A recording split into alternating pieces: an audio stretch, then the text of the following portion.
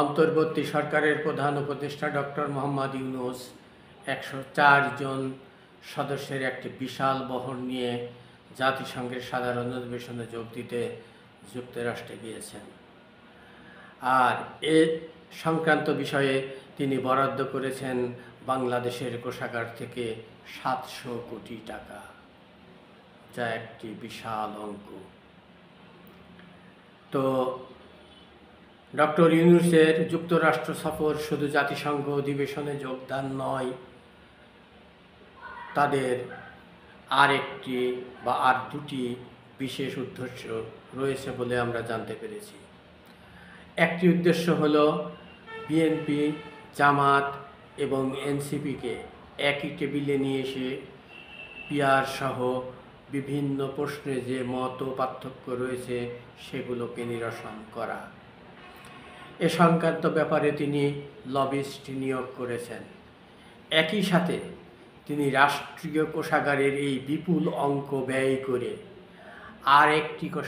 আরেকটি লবিস্ট নিয়োগ করেছেন। আর সেই লবিস্টটি নিয়োগ করেছেন হচ্ছে ডক্টর ইউনূসের রাষ্ট্র ক্ষমতায় যাওয়ার ব্যর্থতার পর, মানবাধিকার লঙ্ঘনের পর, রাষ্ট্র চালাতে সম্পূর্ণ ব্যর্থ হওয়ার পর আরেকটি খায়েশ তার মনে জেগেছে।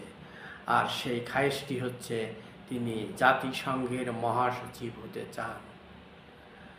তো জাতিসংঘ মহাসচিব হতে হলে 5টি দেশের সম্মতি থাকতে হবে, একই সাথে সেই 10টি দেশের সম্মতি থাকতে হবে, এবং এই 15টি দেশের সম্মতি যদি থাকে তাহলেই কেউ জাতিসংঘের মহাসচিব হতে পারেন।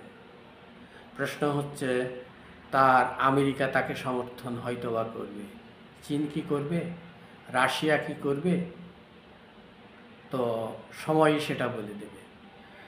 ইউনূসের গ্রামীণ ব্যাংক থেকে বা ইউনূস ফাউন্ডেশন থেকে এই বিপুল পরিমাণ অর্থ তিনি ব্যয় না করে রাষ্ট্রীয় কোষাগার থেকে এই ৭০০ কোটি টাকার বিশাল অঙ্ক তিনি ব্যয় করছেন তার ব্যক্তি খায়েশ মেটানোর জন্য, যা বাঙালি জাতির জন্য একটি কলঙ্কজনক অধ্যায় হয়ে থাকবে।